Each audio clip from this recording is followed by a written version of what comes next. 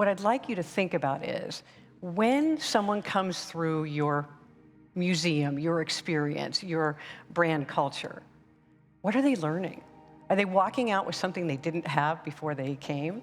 Are they emotionally attached to it? Are you changing behavior? Are you doing something that makes me feel differently about the subject, about you, about something that I can do in the world? What I hope people take away from the understanding that strategy and business are as important as the creative endeavors that we go into, but I think all too often the creative takes the front seat and the business is an afterthought, and which point the sustainability of a lot of these institutions is at risk. When we look at return on experience, which by the way is very difficult to measure, so that's just something to know ahead of time.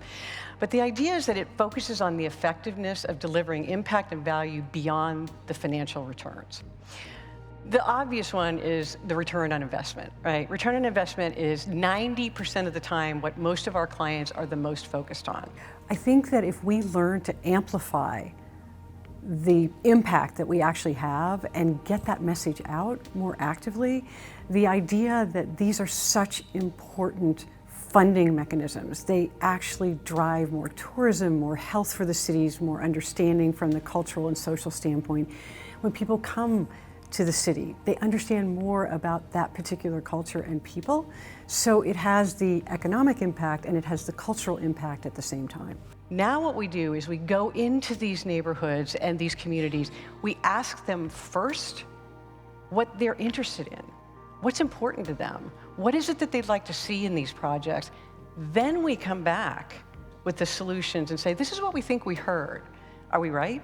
Do we need to make adjustments? Is there something that's resonating with you or not? These institutions have to be strategic enough in the early phases of projects to be able to have the business model as well as the creative visioning behind the projects that make them successful in the end, because those two worlds come together. When you look at the majority of the people who come into these exhibits, they are tethered to their cell phones.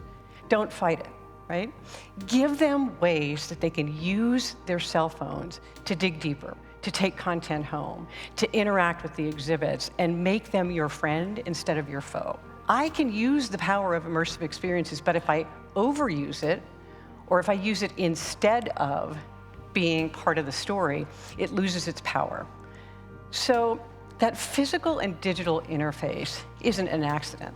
It's really strategic. So as we're looking at these projects, we start at the very beginning with the story arc, with the emotional arc, and with what we'd like to orchestrate as we go through this process, so that this holistic strategy always, again, supports that story and looks at the key takeaways. Although they seem to be very different, if you're working on a corporate project versus a cultural project, they have more similarities than they do differences. And if we walk back from the selling aspect in either aspect and continue to lean very hard on the key takeaways, the audience, and the storytelling, then there's a real fusion of those worlds that can come together. And we just don't want an imbalance to start to happen where making money supersedes the experience that you hope that the visitors take away, and that we're very mindful of being good stewards for those stories.